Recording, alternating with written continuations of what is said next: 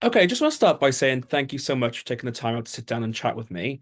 I suppose we should start right at the beginning. How did you first discover ventriloquism? Oh my gosh. I discovered ventriloquism. I was 6 years old. I was an introvert, and I was at a school assembly. It was Red Ribbon Week, which was like, don't do drugs and all of that. There's a ventriloquist that came into my school, and he didn't just have a case and a dummy. He had these giant rolling cases, and he had another guy with him. They would roll in these giant cases and put up these elaborate sets.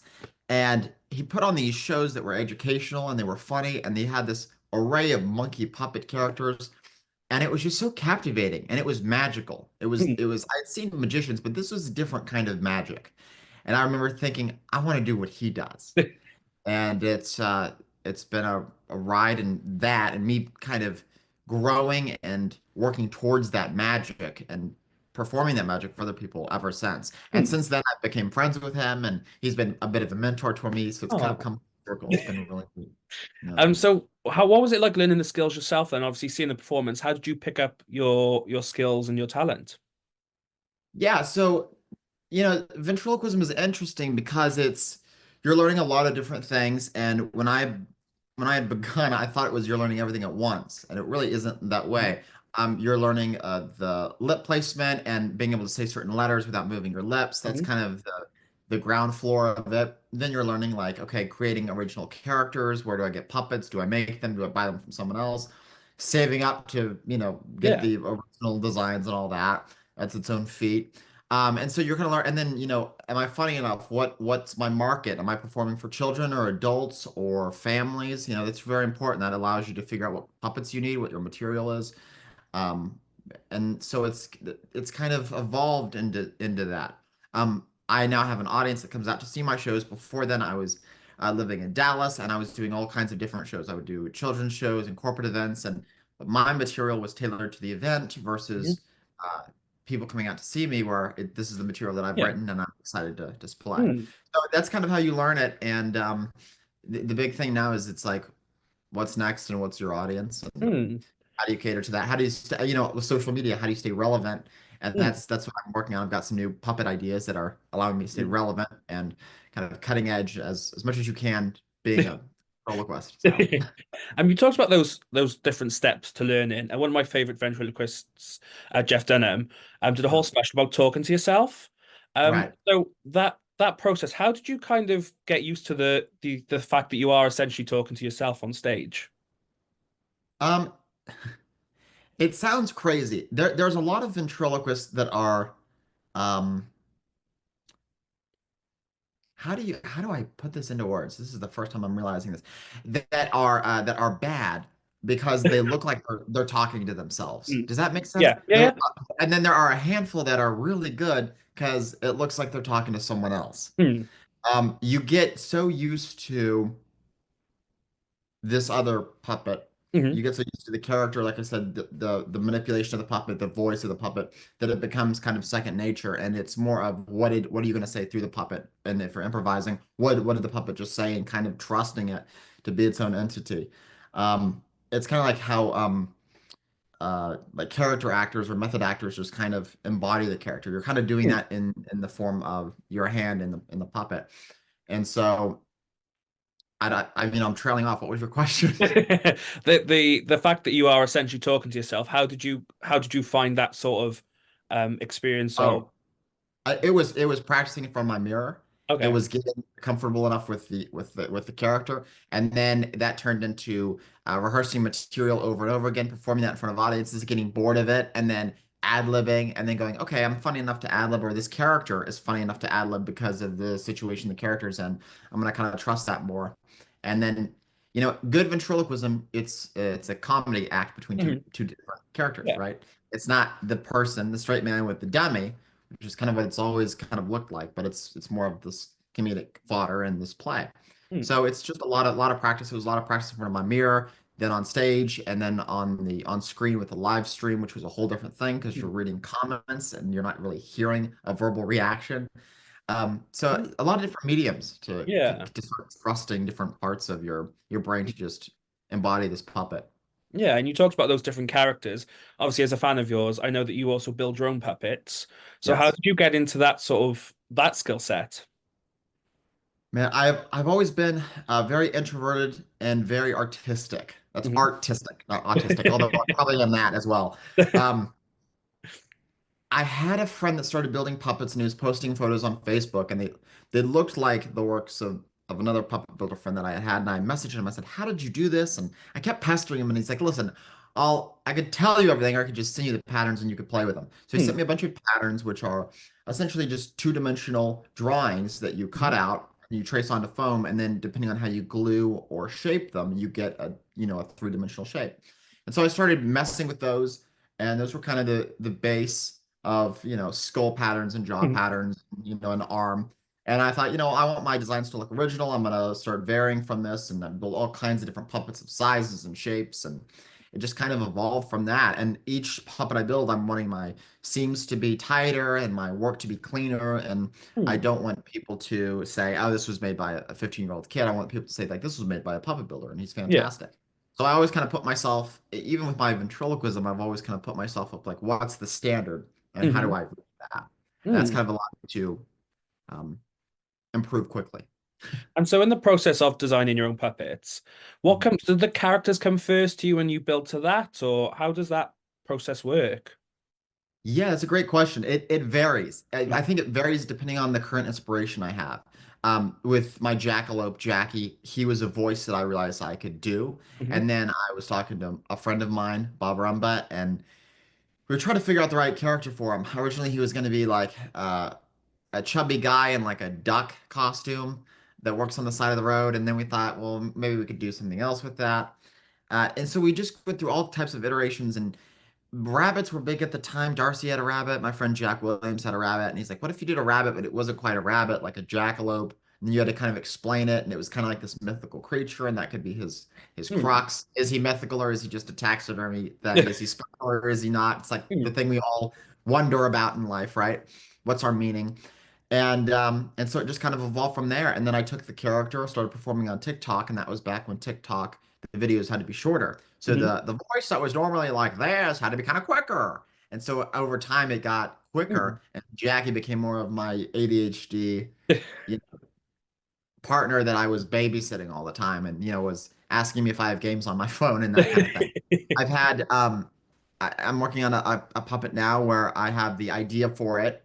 It's a very unique idea, and it's actually two ideas that are combined, and then I'm gonna fabricate the voice and the mannerisms for it later. And so the Hmm. puppet kind of draw it out, get a close enough idea where I can build it. And sometimes you build it and things change within the build depending on what you're trying to accomplish with it on stage or when you bring out the puppet, how do you want it to be perceived or what do you want it to do?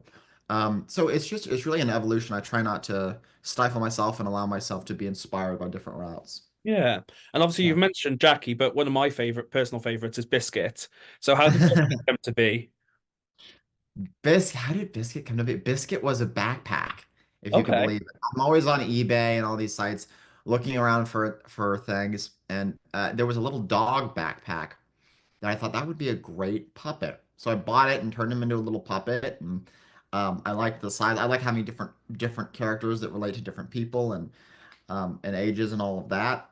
And I just started toying around with like I'll call him Biscuit, and he'll be obsessed with is he being called Biscuit or is he gonna get a biscuit? And that's his Yeah. whole poor thing is a little runt doggy that's actually a lot older than he looks. Hmm. So he was a little backpack that I converted, and sometimes you do these little. Sometimes you'll spend hours on a puppet, and it Hmm. does okay, and then you'll make something out of a backpack, and people will adore it. So. Hmm. It's So you know it's like yeah. with, it's like with videos. Sometimes you'll spend Hmm. hours doing a video, and it gets like no traction, and then you'll do something in 10 seconds and it hits millions of views. Know that all So too well. yeah, oh yeah, yeah. Um, but from the puppets now to you, you've gained the moniker of the bad boy of ventriloquism. So where did that come from? Oh my gosh. Okay, this is a fun story. So we have a buckle up. We have a ventriloquist convention every year. Hmm. And that's about 700 of us from all around the world meet in a hotel in Kentucky because there's a museum full of dummies down the road.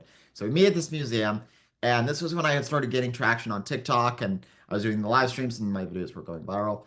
And I had this older guy. Everyone kind of revered me as, oh yeah, he's not doing shows, even though I was doing shows. I had Hmm. more of a presence on social media, right? And so, so this older guy was like, yeah, he's the walking around here thinking he's the bad boy of ventriloquism. And he told that to me to my face, and I laughed because I go, what an oxymoron. That's like Jumbo Shrimp, the bad boy of ventriloquism. That's hilarious. So I'm like, I'm gonna take that and use it. And Hmm. so I've used it, and I think it's funny. It makes me chuckle. And because how much of a bad boy can I be? I'm playing with puppets and doing dick jokes, but it makes me laugh and people seem to enjoy it, so I run with it. Yeah, and so obviously, at what point did you start ventriloquism university? When did that come to be?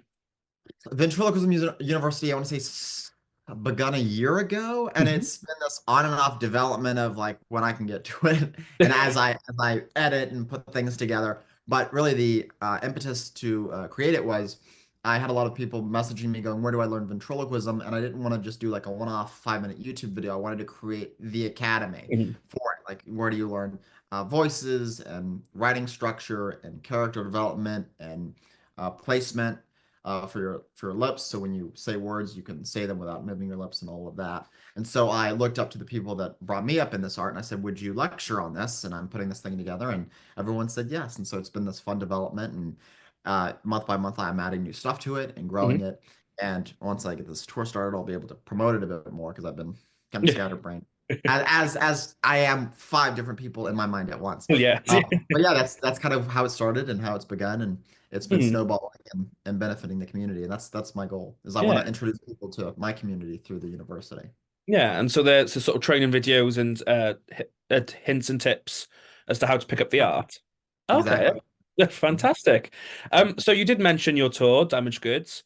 Yes. So what I did see a TikTok about this the other day, but why is it called Damaged Goods? You have to come see. It's basically it's I'm 24 and I play with puppets and it's my whole life as a boy in his beginning 20s, almost mid 20s, and the perils of puppetry Hmm. and my life and the my constant battle with my family and the puppets and my show and Hmm. what am I? And so the whole thing with this tour was how do I introduce myself to my first of all my audience and a new audience of people Hmm. and as well as introduce the main characters that people see from my Hmm. social media. So you'll see all the guys that are on my social media and all on the live streams and I'll also be doing some stand up as well and it's got a nice little button to it at the end. Hmm. And you obviously you said about sort of the new audience Mhm. and going into these new places that maybe you haven't performed at before. Do you think Right. there's more stress having exposure to you from social media prior to going to see one of your shows? Does that add pressure to you? Absolutely. I think if people think I'm this funny on social media, I have to be this funny in person Mm. because they're paying to see me. Social media is Yeah. free. So, I work with writers and I constantly am going, is this the best thing it could be? And going, if people are gonna record bits of this, is it funny enough to be Mm. posted? If it's out of my control, is it funny enough to be out there? And so it's definitely kind of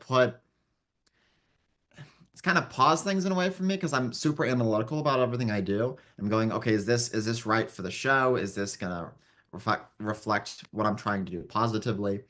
And but I think I'm surrounded by a right group of people, Mm. and people seem to be enjoying the characters that are on my social media, and that's been a great gauge for what I need to translate into the show. Mm. You mentioned obviously doing a bit of stand-up as well. Is that something Yeah. you've done previously? I've done versions of it previously. This stand up in this show is longer and it's more fluid throughout. So there's versus me doing like a 20-minute set, it's, a couple minutes here, a couple minutes here. It's kind of more of me telling my story and then the puppets happen Mm. to be there. Oh, amazing. So on top of flipping between the two characters we talked about earlier, you're also doing a set as yourself as well. So Yeah. is there added stress for the stand-up bit that because people are so known for you're known for the puppets?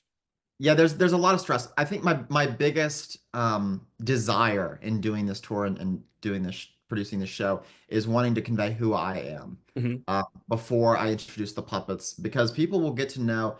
it's like when you watch a sitcom, you get to know the characters through their interactions with each other, Hmm. but you also get to know them a bit deeper through their interactions just of them being alone in a space. Yeah.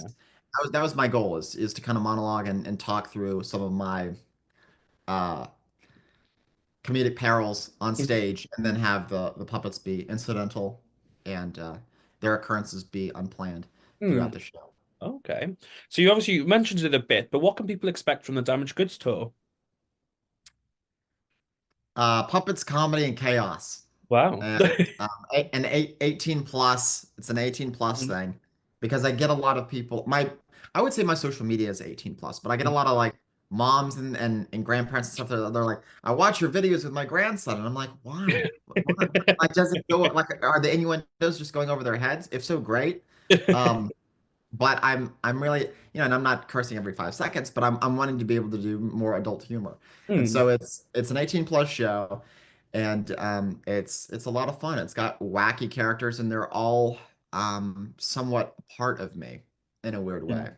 Oh, We've got an exciting. ADHD jackalope, goofy redneck, an old man that, you know, Hmm. is is just all over the place and a couple more guys that will make some Hmm. appearances. Yeah. You obviously, as you said, it's an 18 plus event. Mhm. Obviously, ventriloquism is usually associated with a younger audience. So, where did that sort of more mature viewpoint enter your sort of your routines? I think it came with what I wanted to talk about Hmm. and the interactions I wanted to have with my puppets. I naturally can improvise more 18 plus than I can. I mean, I've done kid shows. I like doing kid shows. It's fine. It's fun, but it doesn't really allow me to talk much about my life. Mhm. Um, and so if it was more of a cleaner show, I would have to more it would be more of like me just performing as a ventriloquist and less of me performing as a comedian and also a ventriloquist. And that was kind of the goal was you display Landon as Hmm. these both entities and show his life being damaged goods and his dating life and oh he's got these puppets that he brings someone back and they there's puppets in his room and there's this and there's that and it's my life and it's Hmm. quite jarring and comedic and that's the goal, right? Hmm. Yeah. And where can people get tickets? Where are the tickets available? Tickets will be available on landonharvey.com when they're out. I've been working with my team and Mhm. it's we're getting everything together to start this tour. It'll start as a mini tour, a couple of pop-up appearances, and then it will kind of spiral. Hmm. Yeah. Snowball. Yeah. And where can people stay up to date with you and what's going on in your life? Yes, Landon Venting everywhere online. So we're mainly on Instagram, but we're on all the other platforms as well. Landonharvey.com for a ticket and about info, and then Landon Venting on all the socials. Fabulous. I've got one final question. What Sure. advice do you have for young people looking to get into the industry? What industry? And into your, well, puppeteering or comedy, whichever you prefer. I think you really have to want it, and you really have to be able to persist in it. I was not always funny. I think I'm pretty funny now, and I'm getting better. And so the ability to want to grow in it and Mhm. just to study everything. When I was, 7 years old, I was watching all these YouTube videos on ventriloquism and how to do it and people performing. And your subconscious takes all these things into account, and then you go and perform, and you're like, okay, well, so and so did this. So I should do this, or I shouldn't do this, and then you start emulating someone else, and then from the emulation, you go, okay, I need to become my own. And you kind of shed that emulation, but you take the core of what they are and what Mhm. made them a showman, and then you kind of add your own flair to it. So I would say study everything you can, figure out what your audience is, no matter if you're a stand-up or a ventriloquist. Make sure that separation is there. Record yourself working from a mirror. There's a lot of technology, so you can research and you can record yourself and you can test. I have a lot of people that will just begin ventriloquism and hop on TikTok. And if I did that, I don't think I could have done that because people are harsh. And Yeah. my comments are nice, but like I'm a professional. I've been doing this since I was 6 and I'm 24. Yeah. So I would say get yourself polished enough so that if you're gonna present yourself on social media, you're prepared for it. Or Mhm. or know that because you're learning and you're gonna prepare or you're gonna go audition for that talent show, and you've just begun. And I know that people have done it, but Yeah. everyone has their own journey and a process. And, I've been at this for, over 17 years and I'm just now beginning. So Mhm. that should give you some perspective as to, as to, how you begin and where you should go. Yeah. I said at the beginning, but I will end the interview the same way. Thank you so much for taking the time out to sit down and chat with me. I will Oh, put thank all you. it's no problem. I'll put all the links in the comments below so people can just scroll down and click away. But that is everything I have. So thank you so much, and I shall speak to you soon. Awesome. Thank you.